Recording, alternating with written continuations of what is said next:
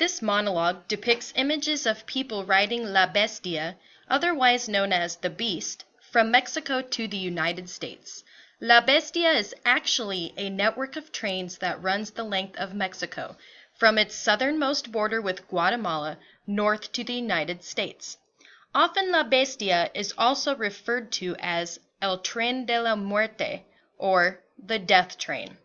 These trains carry grain and scrap metal to the United States, along with many undocumented immigrants. It is estimated that as many as 500,000 immigrants now ride the Beast each year. The riders sit back to back along the spine of the train cars. The trains are usually packed to maximum capacity, with immigrants making the journey, which can take anywhere from several weeks to several months. Most of the people making this dangerous 1,450-mile trip are not from Mexico, but instead Guatemala, El Salvador, and Honduras. Many riders suffer physical injuries while on La Bestia, or even fall to their deaths. However, the promise of a better life makes the journey worth the risk. Economic hardship, drug violence, threats, and extortion push immigrants to leave their homeland to come to the United States. Many of the riders are children. In fact, it was estimated that in 2014 that 60,000 undocumented children were detained by the United States Border Patrol. In 2016, approximately 400,000 total undocumented immigrants entered America. The most dangerous part of the journey is entering the United States because of the heightened security. Now coyotes bring immigrants through more dangerous and isolated territories, and the cartels have taken over most of the smuggling. Many do not finish the journey to America, and some opt instead to stay in Mexico. Although it is dangerous, the economy is thriving, and most people can get jobs. The family in this picture is riding on top of La Bestia, the Beast, which is a train many Central American refugees and migrants ride to reach the U.S. border. The ride is extremely dangerous, and many riders have fallen to their deaths or have lost limbs after falling. This mother sits with her husband and 2 small children, not knowing what their fate will be. The train is pulling away from the station headed north. It carries with it the hopes of over 100 people who are wishing for a better and safer life. This is the conversation that takes place between the father and the mother. Father: Hey, Mommy, I heard the next leg of the trip is pretty. Lots of trees and flowers. Was that woman you were talking to back there Honduran? Mother: No, she wasn't. You still have the piece of paper with Tio Raul's number on it, right? I want to look at it again later to make sure I've memorized it. Father: Don't worry, my love. I will never forget that number. I know it as well as I know your birthday. Mother: I know, but what if something happens to you? Where would we go if I can't find him? Father: I'm not leaving you, and we are going to get through this together. The mother nods and looks at her husband, so strong and so sure of himself. If only she could be so confident. Most of the time when she sleeps now, she has nightmares of getting separated from her family, or of getting raped by one of the men who has been eyeing her, or of passing out because she is too hydrated.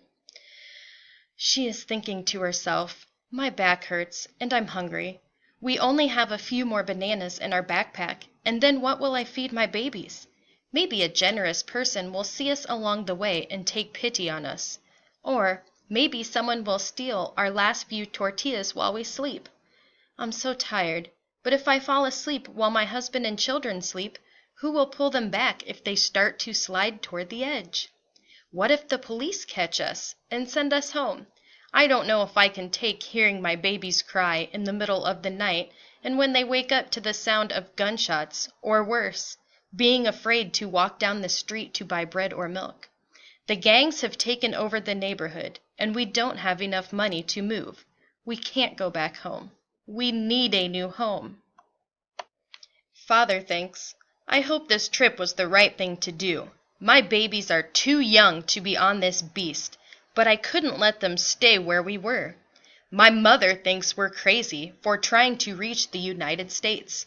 She has heard so many horror stories about families heading for the States, never to be heard from again.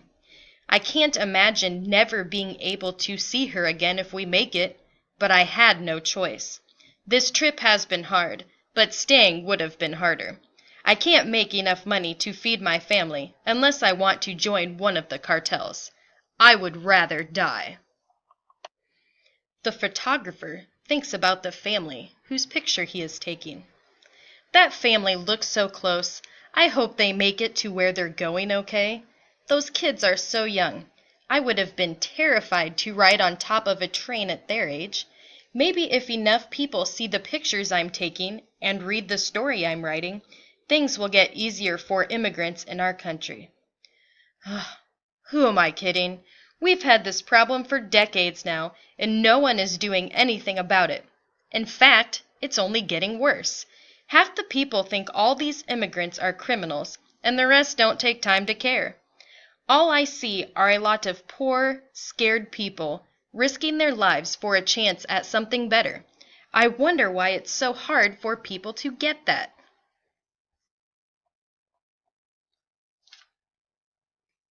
Further down the train, Jorge, the boy in the middle looking up, hangs on for dear life with some friends he just met yesterday.